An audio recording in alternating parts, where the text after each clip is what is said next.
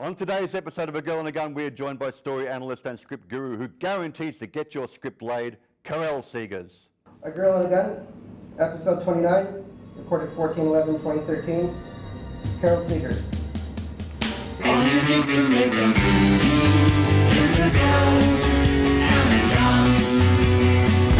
Come along and join the party while we're still at the sun. Hello, welcome to A Girl and a Gun, the show for filmmakers and content creators. I'm Phil Moore, and today I'm joined by special guest Karel Segers. G'day, Karel. Hi, Phil. As you saw him in the two-shot there before, as he got to say the introduction, but they showed you off early. As you said, just we were running that intro. So Luc Besson, that's where the title for the show comes from. All you need to make a movie is a girl and a gun. Nouvelle Vague, French Nouvelle Vague. French Nouvelle Vague. A lot of great filmmakers came out of that. François Truffaut is my favorite out of that group. Mm. He did the whole Antoine Doinel series with what's the Les 400 coups? That's the 400 blows, and then two more movies with the same characters. So he was very early working with, the same characters, continuing the story. It's almost a series, and he did one short film. There we are. We're into art film discussion already. Karel, it's so out of character. How did you do it, Phil? Regular watchers of the show will know that Karel did a series of tutorials for us on screenwriting, and I thought we'd get him in to do a special full-on interview. You teach screenwriting here at CIFA, but also you run your own workshops outside of this college. You've been doing this for many, many years. And we'll bring it up right now. In fact, we'll just have to show your website, which is thestoryseries.com. Is that right? That's right, thestoryseries.com. There it is there. So that's the current website. So if you want to find out more about his work as a script analyst, etc., thestoryseries.com is the website to go to. Yeah. But how did you start in all of this? How did you become a writer, script analyst? Well, as that website said, I wrote my first screenplay at age 17. Yes. And it was filmed with starring myself, my sister, and my brother. And it was a sketch about a shop detective who would pick, from kids what they'd taken from the supermarket, and then he would walk back home with everything. So it was a short, comedic sketch. And did you film this? Yeah, and it went on to national television. It had been rebroadcast for many, many years. So it was one of the most successfal items in that particular show. What was it for? It was a youth program called the PVBA, which is kind of like I don't know it's a business reference. Anyway, it's a quite confronting and avant-garde youth show. So everything was possible there, and I sent in the script, and I had to choose. Either they'd pay me 4,000 Belgian francs, which is the equivalent of like $150. Oh, sorry. Where was this? What country? Belgium. This is in Belgium. Belgium, my home country. Right. Yeah. And I could choose that or a Casio keyboard as payment. Like, show me the money. Take the money and run. So I was a paid screenwriter at age 17. Oh, good. So where did that take you from there? From 17, you got your first paid gig. Bang, you're an official screenwriter. No, I went into radio. My real passion at the time was radio. I had a whole career in radio, which I completed in 1997, had done anything I could think of that I liked, and left just in time because a lot of people that stayed with Belgian radio got really frustrated after that because it became very marketing driven. And back in the days, it had a tremendous freedom. You're talking about radio drama? No, or just radio generally? Anything. I did talk shows, I did factual, I did pure music shows, I had a show about movies, Cinema Paradiso, and even did radio documentaries, like full-on 1 hour radio documentaries. Mm. Yeah. And this is what got you through early 20s, did it? Well, in 1985, I was asked to do something for the up-and-coming night shows in Belgium, the night radio broadcast. I was still a student at the time. They asked me to review a new movie and phone in the review. I did that, and I did it from a phone booth at the time. There was no mobile phones at the time. And then later I did my own radio show on movies. And then I left radio, I went into television, worked for Canal Plus, which is still one of the largest cable TV operators in the world, where I would buy content. I would go out and negotiate the rights to independent films, and I would program them. So you were a programmer for the cable TV? I had a programming team. We scheduled the movies on, at that time, I think about 5 channels. But I would also go to the markets and the festivals and screen the new films and then negotiate the deals. Later, I went to London, where I joined a startup that would broadcast the first pay-per-view movies near video on demand. And from there, I ended up in Australia through a girlfriend became my second wife.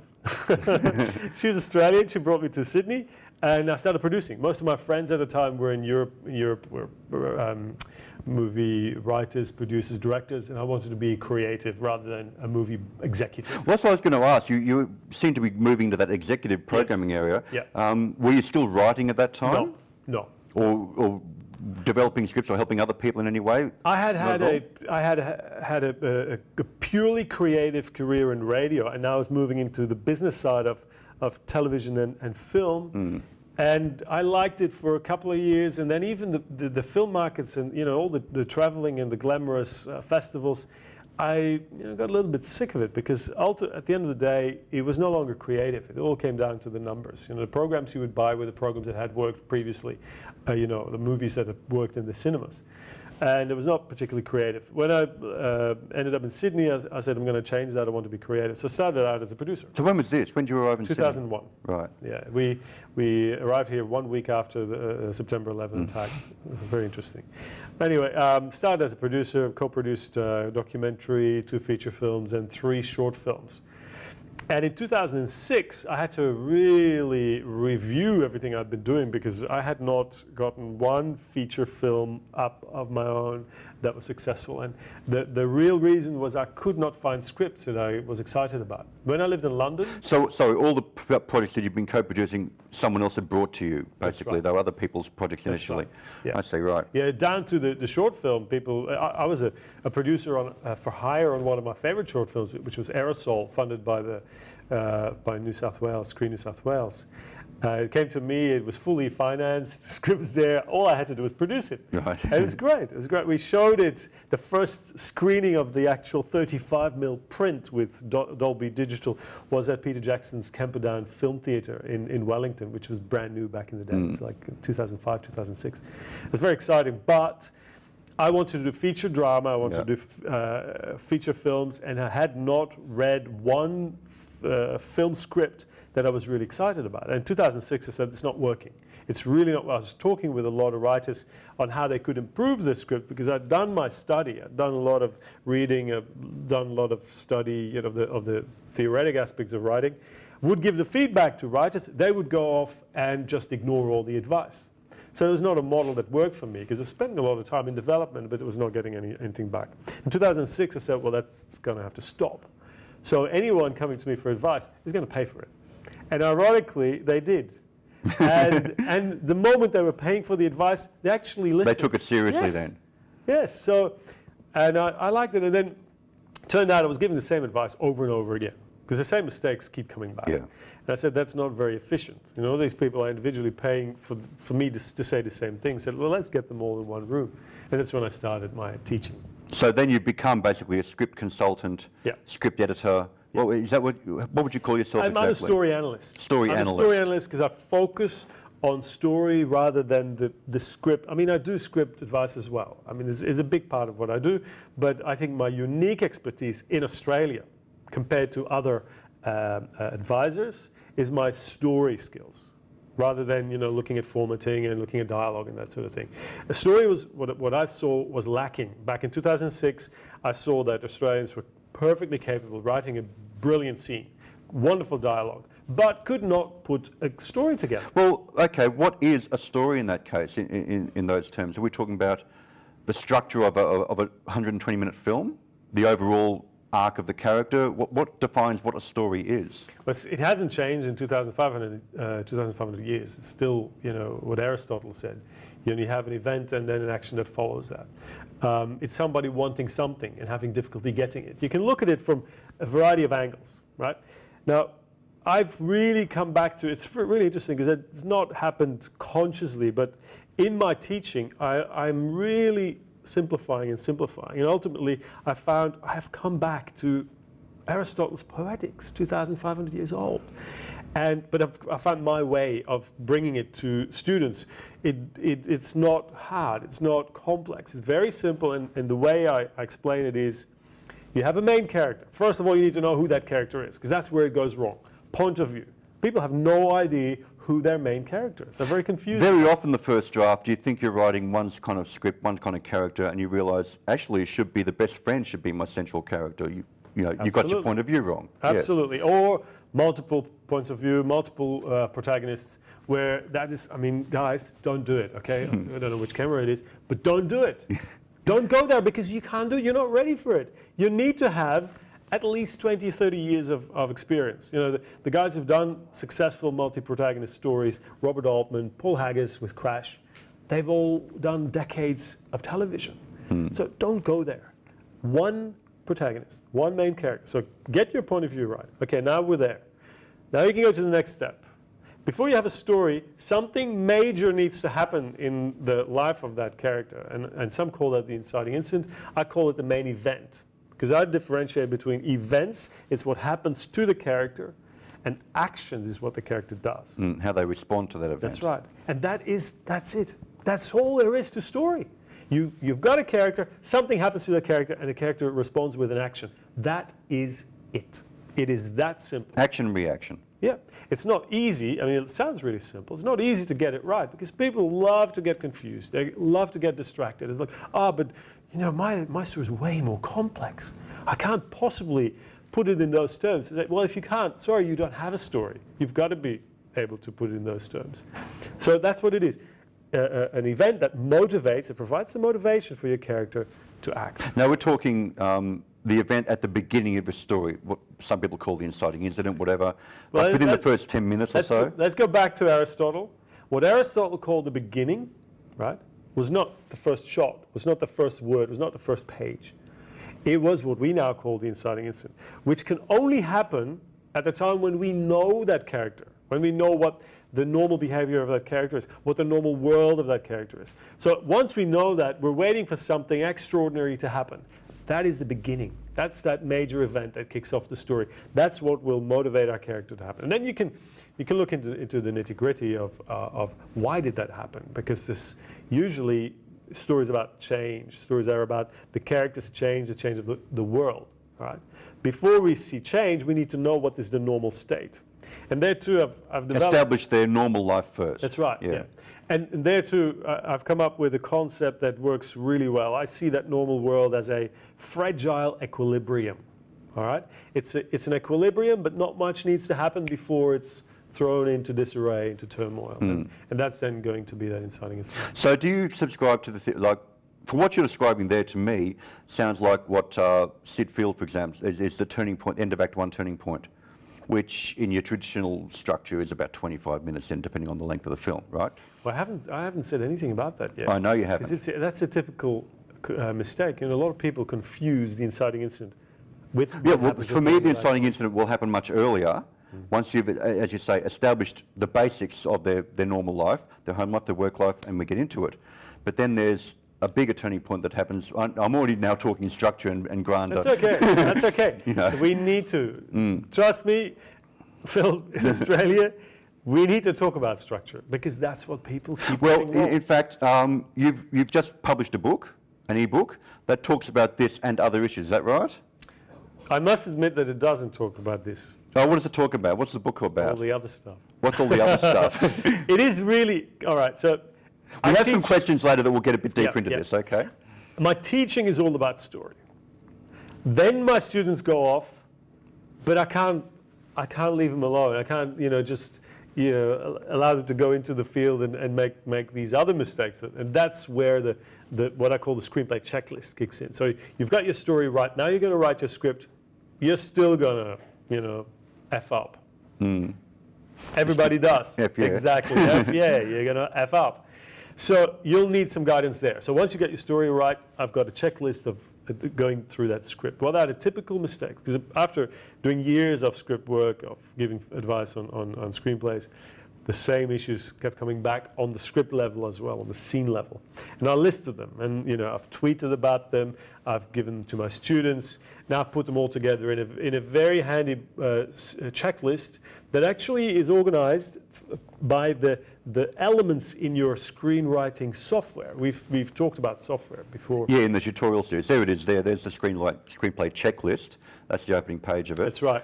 So scroll down there and you can see the Yeah, 3 we've got the Cs. 3 C's. Students know all about that. That's clarity, conciseness, and color. If you go further down, then you'll find the general section, which is in your screenplay. You have general, you have description, you have scene headings, slug lines. Beat. Yeah, this applies to pretty much everything. But say you've written your first draft, right? First, you need to check your slug lines, your scene headings, because there's quite a few mistakes made there. So using the book, you can search your entire script for particular issues that I've identified, and you can actually systematically go So through you this. say search your script. This is basically a revision tool. Once you've done a first draft Correct. maybe, you go Correct. back and now use the checklist to see, have I actually done everything correctly? Yeah. What do I need to change Yeah, and fix? It's systematic, so you can do it step by step. Most books are written from a broader technique point of view. This is really practical. It's really practical. While you're writing, you go in your software and you say, now today I'm going to check my description blocks, see whether they are fine. So then you go to this description heading of the chapter of the book, and you go through all the issues that need to be addressed. Great. And where can one get that book? My students get it just for free. So if join you up go for one of your courses, or if you go to storyseries.net, right. or even most of my websites have a link to the book right now. Even if you just Google the screenplay checklist. You'll find Screenplay checklist by Karel Segers. Okay. Something I want to ask you, we've got some questions here from the students, but before we get there, we often hear about the formula, the Hollywood formula, and there's a number of books that talk about this and people have referred to them. One of the ones that always keeps coming up, and I know you know about this, which is the Joseph Campbell, The Hero's Journey, The Hero with 1,000 Faces was the original book. How important is that research in modern screenwriting? Well, how important is it to live? You want to tell stories? How important is it to live? So you're saying every story is based on those archetypes Yeah. that Joseph Campbell Here's described? the thing, and there are, there's a lot of, what do you call them, the transmitters in the air that are trying to disturb, the clear broadcasts. And there's a lot of people who I think are boycotting the prospects of screenwriters by trying to tone down the importance of the hero's journey. The hero's journey is not a manual, it's not a formula, it doesn't tell you how you need to write screenplays.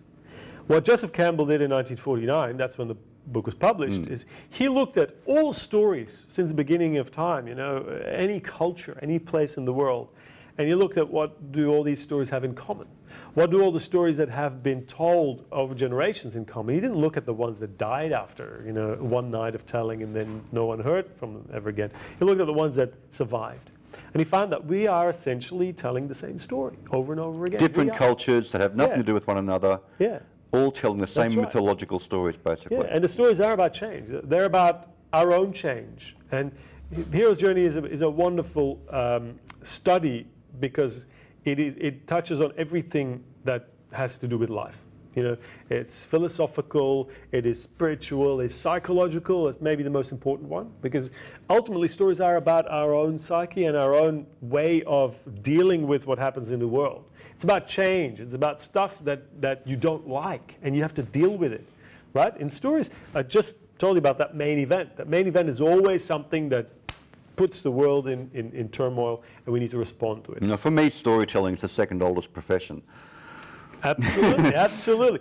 And even there, I'd say it's the oldest. How do you get in that? How do you get to the first one?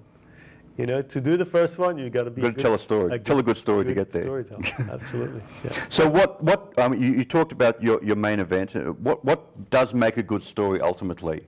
We're not going to go into detail about structure, and that's a whole series, that's a whole class. You know, Yeah. what fundamentally makes a good story? Yeah. Well, I've just explained what is a story. If you don't have a clear main character with an event and a goal, then you don't have a story, period. That's not a story. Now, to go from a story to a good story or a great story, there are a few other things you need to consider. And the last step is the one where I have to put my hands in the air because I can't help you, because you need to put yourself in the story. You need to add your own personal inspiration. That's where the artist is at work. So that's something that I think is not the territory of teachers. I focus on what is teachable, what is learnable and therefore teachable. Certain things are not teachable, and the personal voice I don't think is teachable. And those who claim that they can help people find that personal voice, I don't think that's fair, because you've got to find it yourself. Any guidance that comes in there is already steering you away from your own voice. I can give you technique. I can give you technique to develop your voice. I can give you technique to understand what are the dynamics of a story, how things work. Ultimately, you need to fill in your own. So you can teach the craft, but not the talent. That's it, not the art. I don't Not think the I art. teach the art. What is a great story? There we go, hero's journey. Then there's One of the most, yeah, you know, and it looks formulaic. You've got all those words there, but in order to communicate, Phil, we've got to simplify things. You've got to find words. The moment you use a word, you're already dumbing things down, because the world is more complex than you can capture in a word. So the moment you were talking about story, we're already dumbing it down. It is more complex than that. But in order to discuss it, we have to find these categories. We have to define it. And then, you know, you can say you're already formulaic. Well, yeah, too bad. Anything's formulaic. We talk about love, right?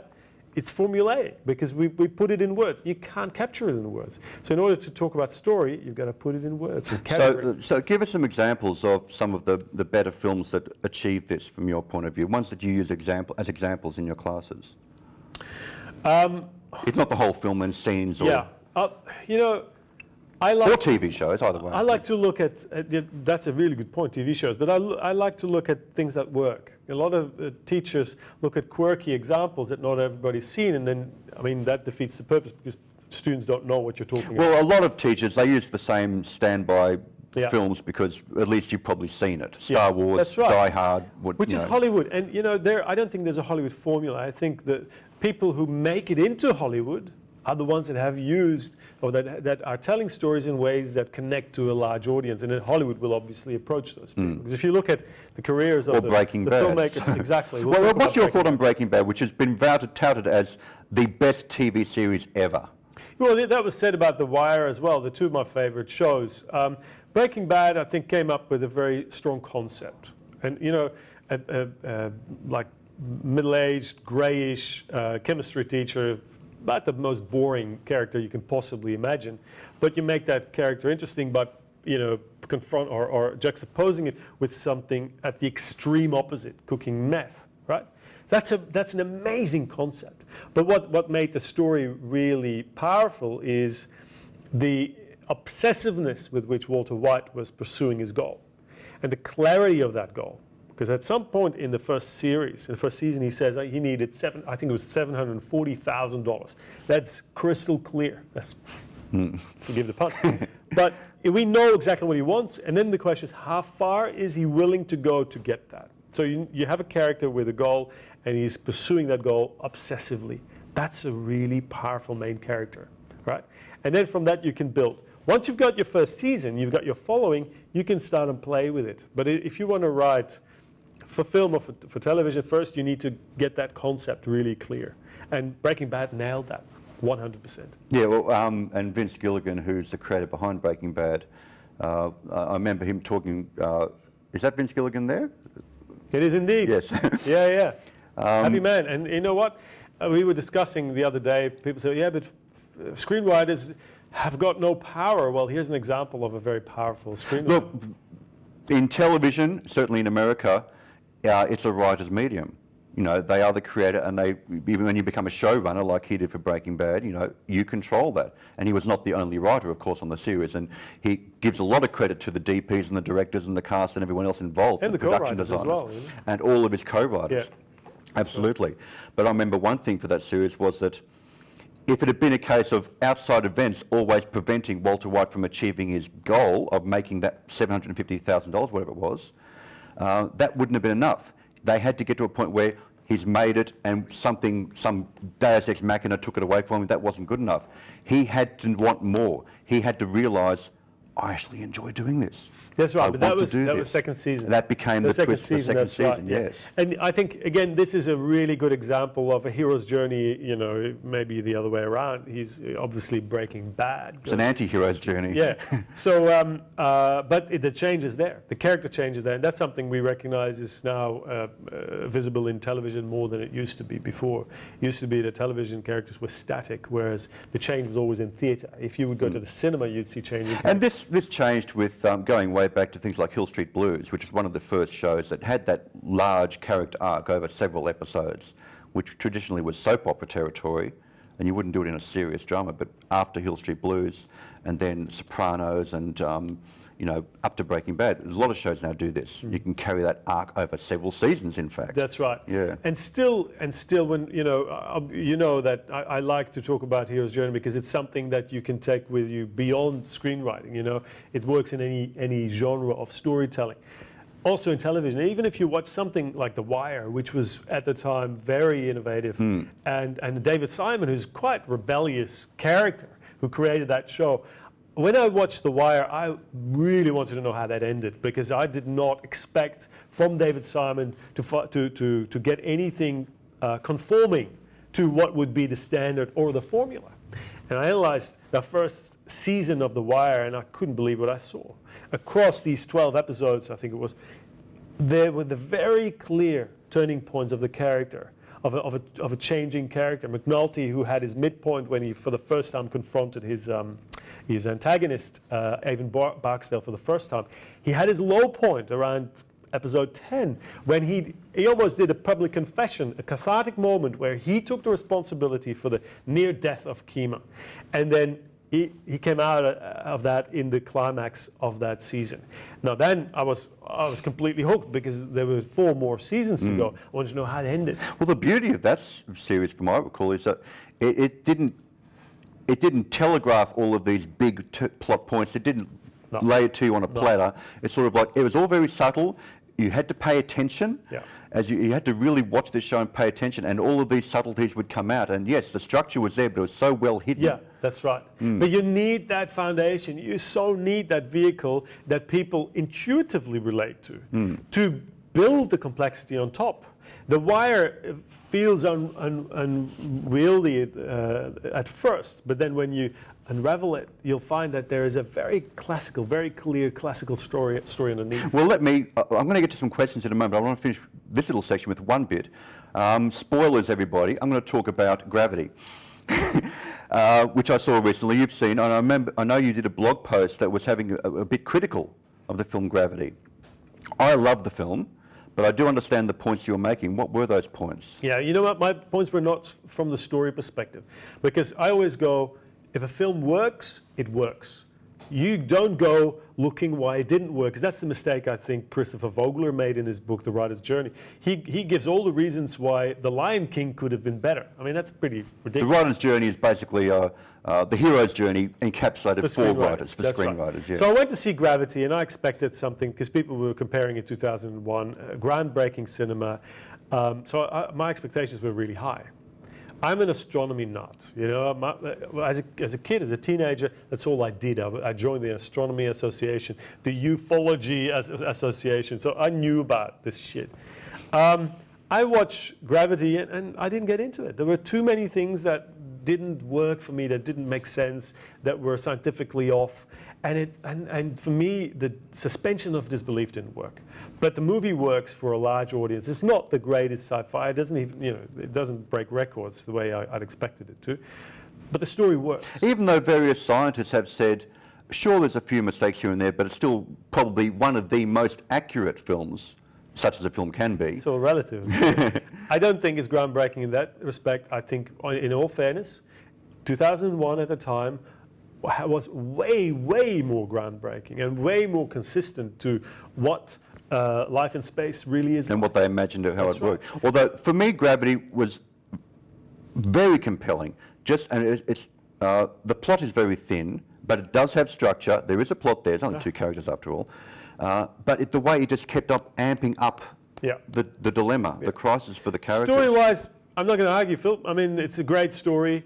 It was beautifully structured. I mean, and you're not aware of it because the stakes are so high. Yeah. And it is simple, and I compared it in its simplicity to something like Apocalypto, the Mel Gibson movie. You know, it's linear. It is unrelenting, forward. Almost real time. Survival, getting back home, all right? Getting back home and stay alive. Yeah. And it's done well, not to my taste, but I will analyze that film and I'll say, you know, if you can write like this, you're on a winner. Pretty clear. Look, my golden rule, and we'll go to our questions in a moment, but basically, for all its failings, it didn't bore. It kept you on the edge of It's a huge success. Yeah. It's great. You know, you write like this, it's amazing. It's basically a big art film. I'm pedantic. When it comes to astronomy, I'm totally pedantic, and that's why it didn't work. It had nothing to do with storytelling.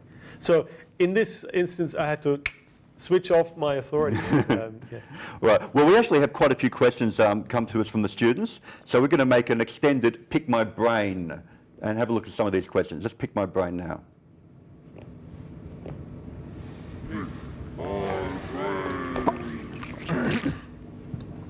And we're actually going to pick Karel's brain, and I'll throw in my 2 cents worth every now and then. The first question we've got here is, how do you get an agent? Well, that's probably the most asked question in Hollywood, and it's also the question that's most asked when the writer is not ready. Because you know how you get an agent? They come to you. So it's not even worth approaching them until if you're ready, they'll come to you. How will they come to you? Why will they know to come to you? You write the best screenplay. If your script sells, agents will come to you. Don't you need an agent to sell it, though? No, that's not how it works. An agent will be interested in you if you make them money. If you have already sold, you've proven to make money. All right?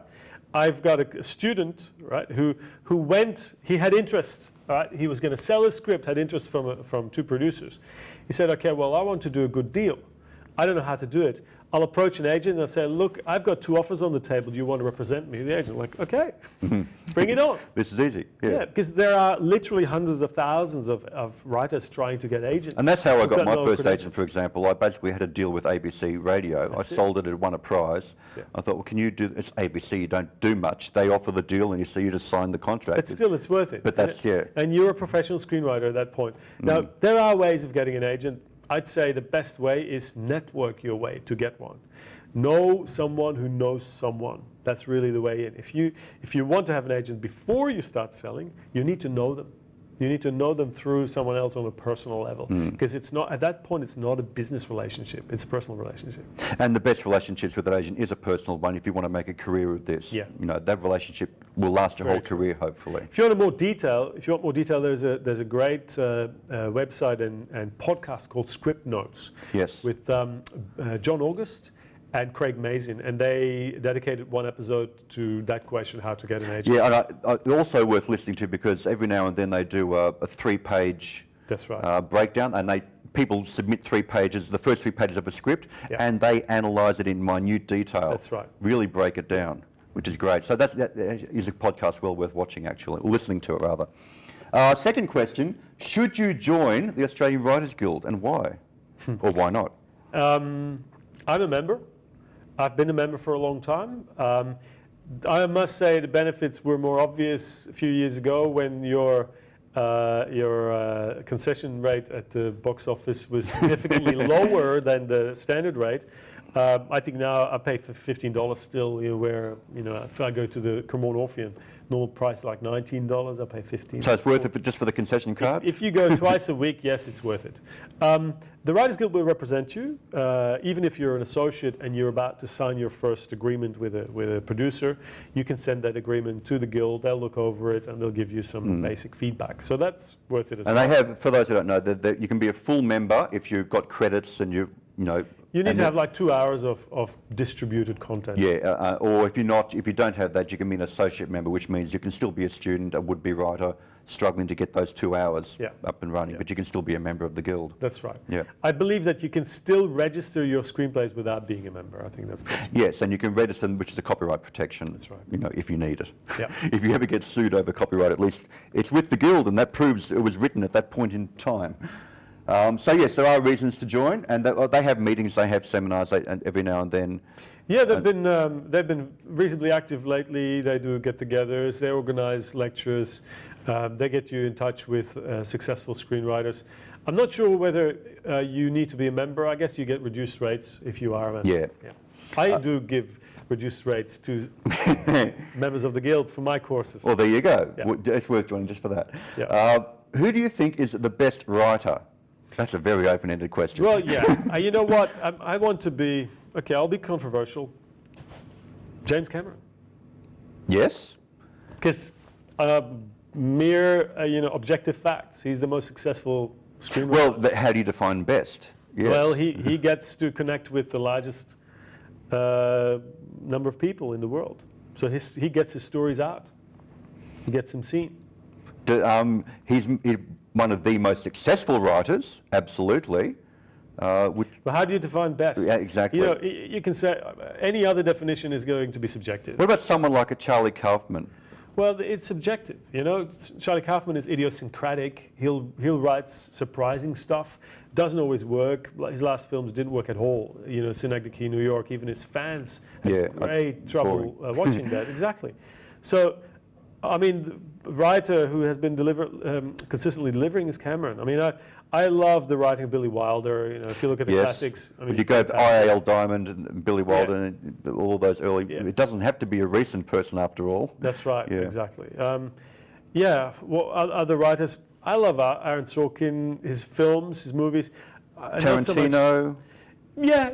You know, today we discussed the screenplay of Django and why that should really not have won the Best Screenplay award, because it is not the blueprint for the film. You know, it's not. It's a great read, and surely Tarantino is a very charming writer.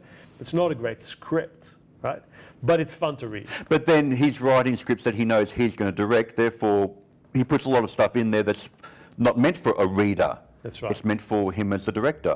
You know, another thing I realized today, and quite surprisingly, Paul Greengrass, the director, he's written 3 films that I really love. One was Omar, about the Omar bombing. I'm not sure whether I don't think he wrote Bloody Sunday. Which, he might have. I don't know. Yeah, it was a fantastic film. And he also wrote United 93, which is a fantastic screenplay. And obviously recently directed Captain Phillips, which I think was good, was well written as Which well. I've not seen yet. Yeah, I enjoyed it. Well, there's a few names anyway amongst, but James Cameron, you reckon? He is up there. I wouldn't go there for dialogue. Anything else? What's the worst error you can make in screenwriting?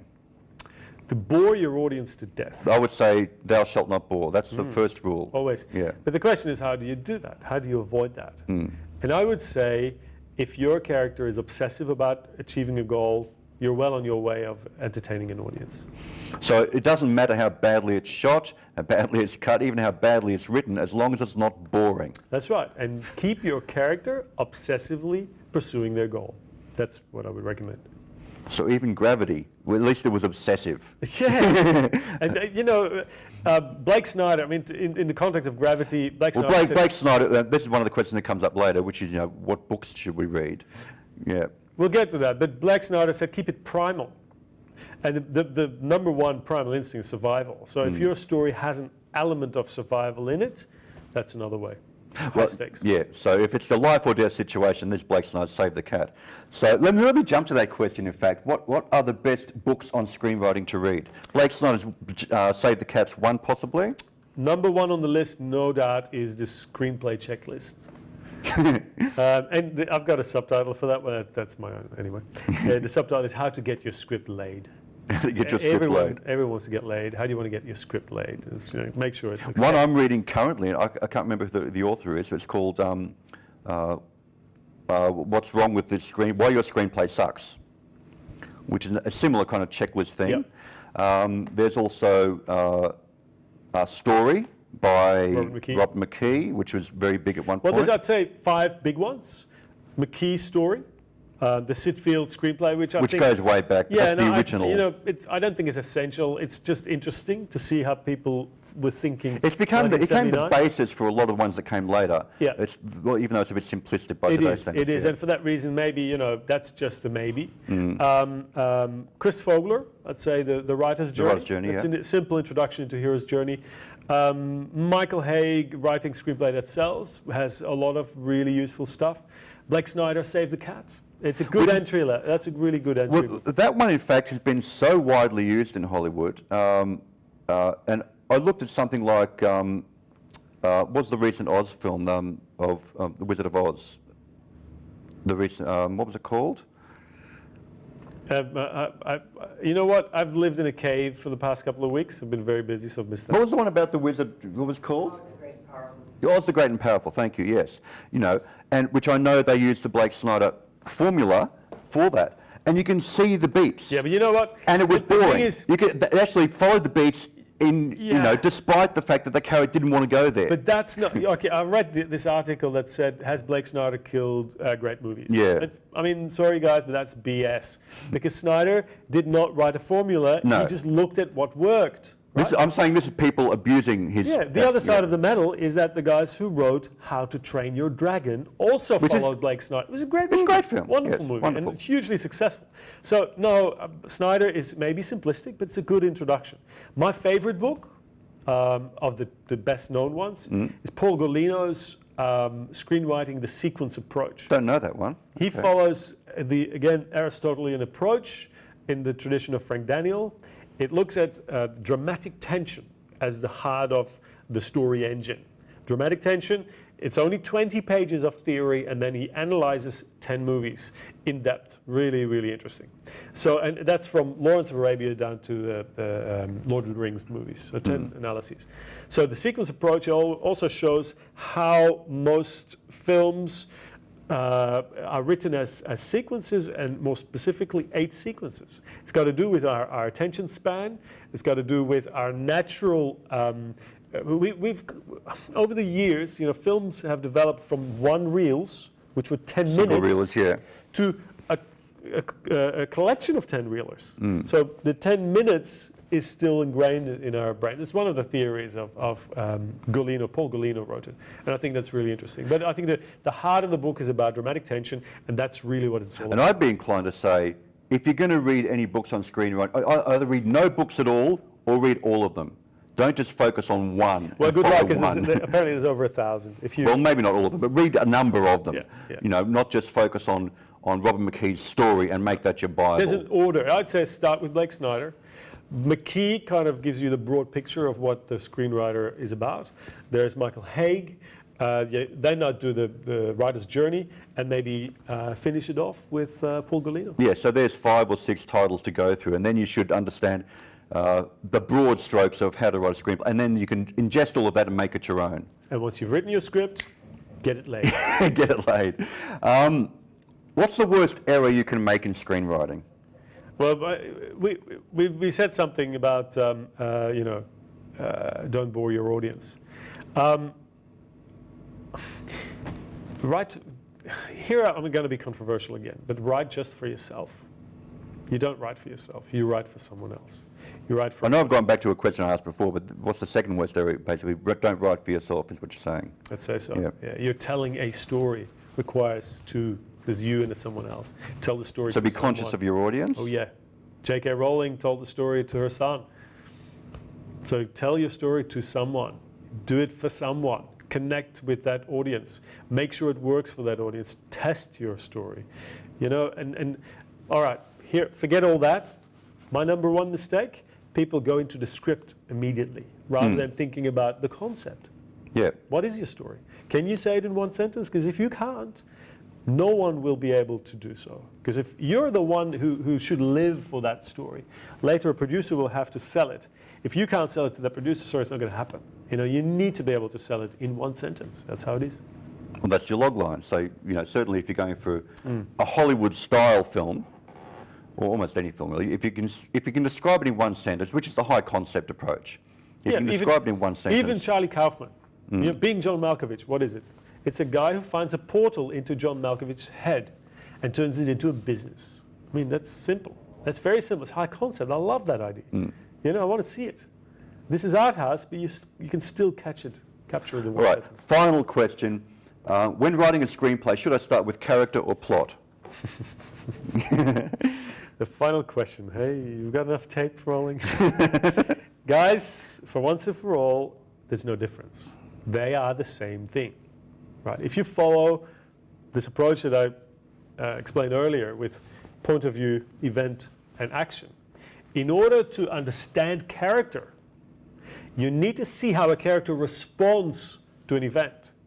How does this character respond to that event? How does the other character respond to the same event? The difference in response will give us the difference in character. Now, character change. You'll see how the character responds to a particular event at the beginning of the story or at the end, and there's going to be something different. Plot is how you design it, how you get them to be confronted with these events. Only then can you reveal character. So, if you want, that was proof that you need plot before you can show character. But you need character to run the journey of what the plot is, effectively. Every story needs a character. You can't have a story without a character. You've got character in your mind. In the story, you need the plot to reveal it. And a lot of people make the mistake, and I see this in Australian films, they just write and they have the character in their mind, but they can't show it. Audiences don't get it. Well, what's the difference there between a so-called plot-driven film and a character-driven film? That's a misunderstanding. Great character-driven films are plot-driven. You know, Aaron Sorkin, Charlie Wilson's War, for instance, that's a bad example. Let's look at, okay, you give me an example of a recent... Aaron Sorkin, the Social Network. Social Network. Now that's an interesting one because it's based on true facts. And in my personal opinion, I don't think the film's going to survive. I don't think in 10 years people will talk about it. At the same time, it shows the events that happened to Mark Zuckerberg, right, that will ultimately lead him to humbly go back to his girlfriend. Right? So that's ultimately what matters in his life. But you don't see the character unless you see how he responds to what happens around him. And ironically, that central plot point is the one thing that Mark Zuckerberg said, well, that's not at all how it happened. I didn't do all of this over a girl. Who cares? Who cares? I'll give you an example of one of my favorite films, The Untouchables, written by David Mamet, and directed by Brian De Palma. It's about Elliot Ness, who has to stop doing things by the book and do it the Chicago way. Otherwise, he's never going to achieve his goal. Because he's this very much accountant approach. You know, he does stuff the way people tell him to do things. And he needs to change that, otherwise he's not going to get what he wants. Right, so Mamet is very mathematical in his approach, in his story design, very Aristotelian if you want. In the beginning, Ness will not cross the line, he will not go beyond the law, but he can't get Al Capone. At the end, we see him kill one of the cronies of Capone. He pushes them off the roof of a building, and that's his response to being provoked by that same character. So we see his actions at the beginning of the film are very different from the end. That shows the change within him. So without the plot leading to that point, you can't show that character. You can't show that change in character. And that plot needs to be laid out in, if you want, a formulaic fashion. And that's rooted in psychology, not just a hero's journey, you know, mythology, but also psychology. I wrote a little article about the stages of grief, the Kubler-Ross stages of grief, the 5 stages. You can map those stages over the pattern of a screenplay because that's exactly how the mind works.